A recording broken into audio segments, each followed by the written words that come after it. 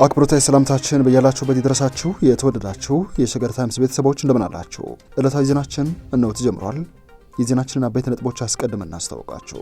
ጀነራል አበባው ታደሰ የሰራዊታቸውን ቁልፍ ሀብት በይፋ ገልጸዋል። በጦርነቱ የጎላ ሚና የነበረው የሰራዊቱ ክፍል ምን ነበር?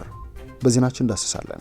በዩክሬን የሚገኙትን ኢትዮጵያን በተመለከተ ከኢትዮጵያ የውጭ ጉዳይ ሚኒስቴር በኩል አዲስ የመሰረት ተሰምተዋል። ማለዳ ወደ እናንተ ባደረስናችሁ ጥንቅራችን አዲሶቹ የኢትዮጵያ አምባሳደሮች ቀጣይ መዳረሻቸው የት ነበር የሚለውን በጥቂቱ አካፍለናችሁ ነበር። ተጠባቂው የጀነራል ባጫ ደበሌ ቀጣይ መዳረሻ የት ነው የሚለው ጉዳይ በዕለቱ ዜናችን እናጋራችኋለን። ሌሎች አምባሳደሮችም የተመደቡበት ሀገር ለሸገር ታይምስ ከታማኝ የመረጃ ምንጮች የደረሷትን ፍንጮች በዕለቱ ዜናችን የምንዳስስ ይሆናል።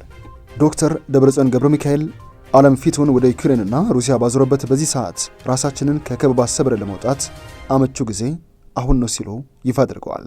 ወደ ጎረቤት ሀገር ኤርትራ ምርተንም ፕሬዝዳንት ኢሳያስ አፈወርቂ አዲስ የጦር ሰራዊት ምልምል ማስመረቃቸው ታውቋል። ሌሎችም ጉዳዮች በዜናችን ይዳሰሳሉ። እንድትሰሙን በአክብሮት ጋበዘን።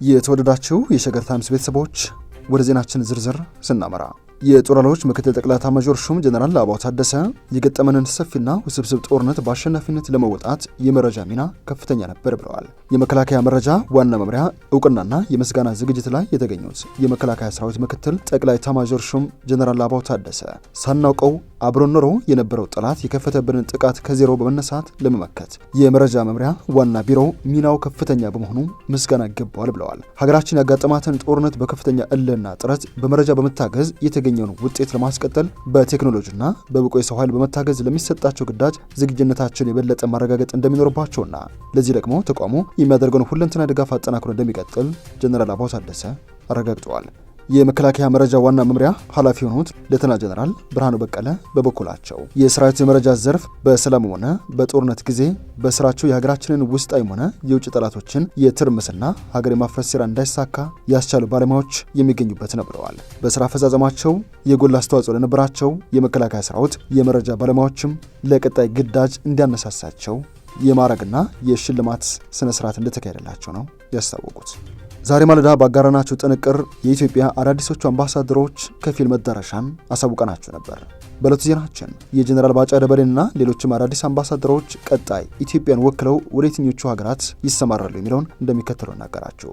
በአሜሪካን ሀገር ትምህርታቸውን ከተከታተሉ የሰራዊቱ ከፍተኛ ጀነራል መኮንኖች መካከል አንዱ የሆኑት ጀነራል ሐሰን ኢብራሂም በአሜሪካ አምባሳደር እንዲሆኑ መሾማቸውን አካፍለናችሁ ነበር። የመከላከያ ሰራዊት የግንባታ ስራዎች ዋና አስተባባሪ የነበሩት ጀነራል ባጫ ደበሌ ደግሞ በጎረቤት ሀገር ኬንያ ኢትዮጵያን ወክለው በእንደራሴነት እንደሚያገለግሉ ለሸገር ታይምስ የደረሳት መረጃ ያሳያል።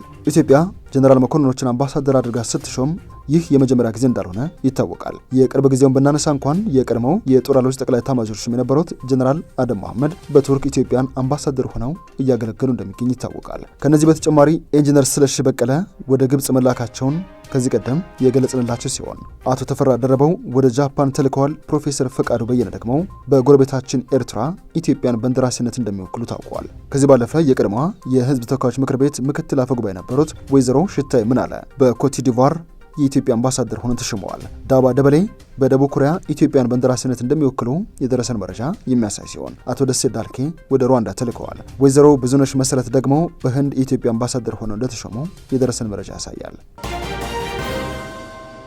በዩክሬን የሚገኙ ኢትዮጵያውያን ወደ ፖላንድ አቋርጠው እንዲገቡ መፈቀዱ ታውቋል። በዚህ ወቅት በዩክሬን የሚገኙ ኢትዮጵያውያን ወደ ፖላንድ ድንበር አቋርጠው መግባት እንዲችሉ ከፖላንድ የውጭ ጉዳይ ሚኒስቴር ጋር በመነጋገርና በመጻጻፍ ማስፈቀድ መቻሉን በጀርመን የኢትዮጵያ ኤምባሲ አስታውቋል። በመሆኑም በዩክሬን የሚኖሩና ወደ ድንበር ጉዞ በማድረግ ላይ የሚገኙ ኢትዮጵያውያንና ትውልደ ኢትዮጵያውያን ተማሪዎች በተቻለ ፍጥነት ወደ ሀገሪቷ ግዛት እንዲገቡና ወደ ኢትዮጵያ እንዲጓዙ ኤምባሲው አሳስበዋል። ዜጎች ችግር እንዳይገጥማቸው በቅርበት የተከታተለ መሆኑንም ኤምባሲው በመረጃው ጠቁመዋል።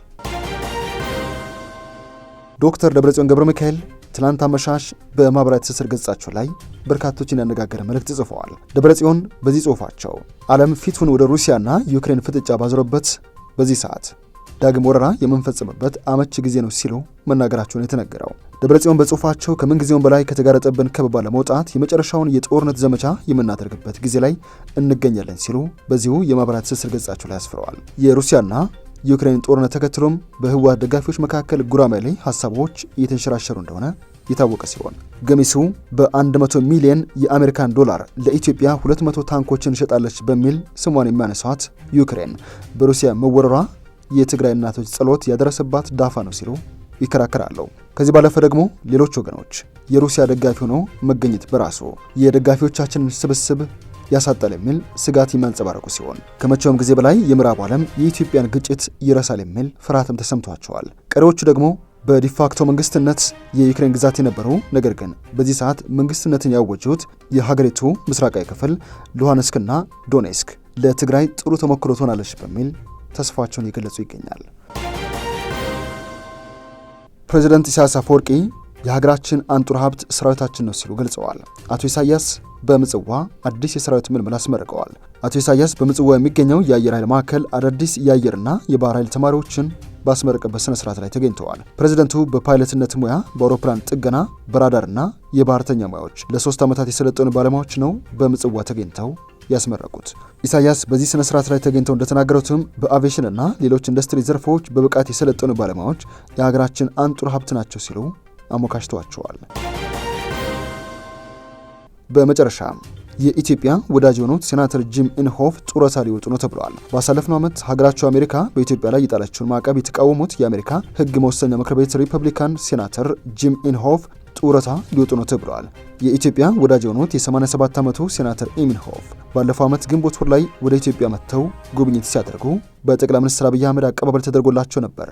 በወቅቱ ጠቅላይ ሚኒስትር አብይ አህመድ ሴናተሩን ወደ ሁለተኛ ቤቶ እንኳን ደህና መጡ በሚል አሞግሷቸው ነበር። ሴናተር ጂም ባሳለፍነው ዓመት ሀገራቸው አሜሪካ ከትግራይ ጦርነት ጋር በተገናኘ አሁን በስልጣን ላይ ባሉና የቀድሞ ኢትዮጵያና የኤርትራ መንግስታት ባለስልጣናት ላይ የአሜሪካ ቪዛ እንዳያገኙ እቀባ ስትጥል መቃወማቸው ይታወሳል። የተወደዳችሁ የሸገር ታይምስ ቤተሰቦች ዕለታዊ ዜናችን ያደመጣችሁትን ይመስላል። ስለሰማችሁን አመሰግነን። በያላችሁበት ሰናይ ጊዜ።